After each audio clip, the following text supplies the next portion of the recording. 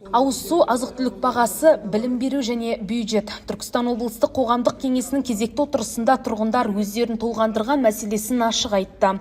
Ең өзектілерінің бірі ауыз су мәселесі. Төле би ауданы тұрғындары мәселені көтергеніне талай жылдың жүзі болған. Бұл түйткіл әлі күнге дейін шешімін таппай келеді. Жергілікті су, жер астын суын пайдалану, ол қазіргі нағыз шешім табатын нәрсе. Өйткені өзіміздің жердің астындағы суды пайдалансақ, ауыз сумен халықты қамтамасыз етуге болады. Тек арықтағы сумен халықты еш уақытта ауыз сумен қамтамасыз ете алмаймыз.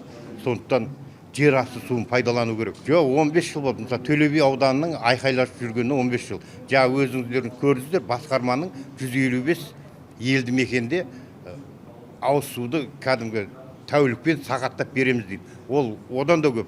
Мысалы 200 елді мекенде мен ашығын айтам, одан да асып түспесе кем болмайды. Ол жылдан жылға көбейе беретін нәрсе. Сондықтан олардың шешімі құрғақ сөз болып отыр. Ал жауапты басқарма өкілдерінің айтуынша көтерілген мәселе назарда тұр. Қазіргі таңда қажетті жобалық сметалық құжаттар әзірленіп, қаржы қарастырылған. Сонымен қатар елді мекендерді тұрақты ауыз сумен қамтамасыз ету үшін су нысандарын салуда жоспарланып отыр. Бүгінде облыстағы 155 елді мекен ауыз суды кесте бойынша тұтынады. Биыл 10 ауылда бұл мәселе толық шешімін табады дейді. Жаңбыр жауған кезде сұрақ қоюшы да айтып өтті ғой. Су лайқа болады. Осы мәселені шешу үшін Достық 2 каналынан бізде жұмыстар жүргізілуде. Қазір кезде жобалау сметалық құжаттары жасалынды. Екі түрлі болып. Біреуі 282 миллион теңге, 124 миллион теңге.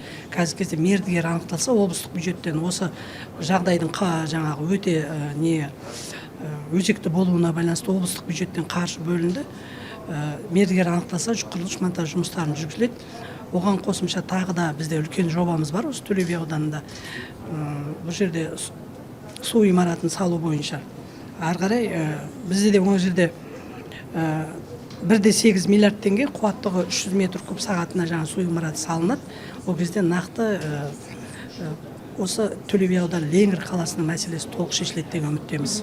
Жиын барысында сумен жабдықтау жүйелерінің жай-күйі, ауыл шаруашылығы саласындағы өзекті мәселелер және күн тәртібіне енгізілген бірқатар қаулы жобалары да талқыланды.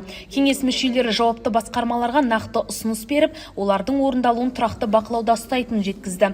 Тұрғындармен тұрақты байланыс орнатып, халықтың талап тілегін назардан тыс қалдырмайтындарына сендіреді. Тұрғынға қол жетімді баға қалу керек. Ал анандай басқа мақсатта пайдаланатын, ауыз суды басқа мақсатта пайдаланатындардың тарифтерін мүмкін болса жоғарылатып, сол мәселені қарау жөнінде ұсыныс жасадық. Енді ол ұсыныс қалай орындалады, оны болашақта біз бақылауда ұстаймыз. Мұны кеңесте бүгінде бюджеттің қалай орындалып жатқандығында есебін тыңдадық. Өзгерістер, толықтырулар енгізіп жатыр. Оны қоғамдық кеңес мүшелері белсене түрде қатысып, талқылап, көптеген мәселе бойынша өздерінің пікірлерін, сындарын айтып, жалпы сөйтіп өздерінің ұсыныстарын енгізіп жатыр. Мәселе қаралды, халықты ауыз сумен қамтамасыз ету мәселесі жөнінде өте дұрыс пікірлер, ұсынымдар берілді. Істелініп жатқан жұмыстар көп, өте ауқымды жобалар бар. Солардың бәрі іске асса, енді облыс тұрғындарын барынша президентіміздің тапсырмасына байланысты ауыз сумен қамтамасыз етуге мүмкіндік туады. Мәселе көтеріліп қана қойған жоқ, оларды шешу жолдары да сөз болды. Аудан әкімдіктері атқарылған жұмыстар бойынша да есеп берді. Мәселен, Түлкібас ауданында суару жүйесін жақсарту мақсатында каналдарға жөндеу жұмыстары жүргізілсе, Сауран ауданында тұрғындардың ұсынысымен игілік және бірлік жаңа елді мекендерін құру мәселесі қолдау тапты.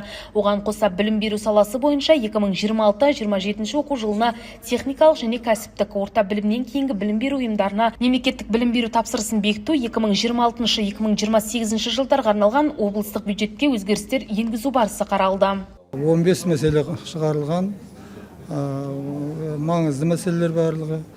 Сол сияқты мына облыс әкімдігінің қаулылары, облыстық мәслихаттың шешімдері қандай не қабылданайын деп отырды.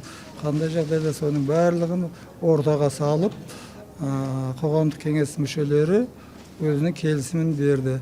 Қоғамдық кеңестің мүшелері жаңа мен бір сөзінде айттым. Барлығы бұлар патриоттар бұлар. Өйткені ешқайсысы бұлар айлықпен жұмыс істеп жатқан жоқ. Ешкім айлық алмайды. Өздерінің сондай азаматтық борышы деп айтуға болады.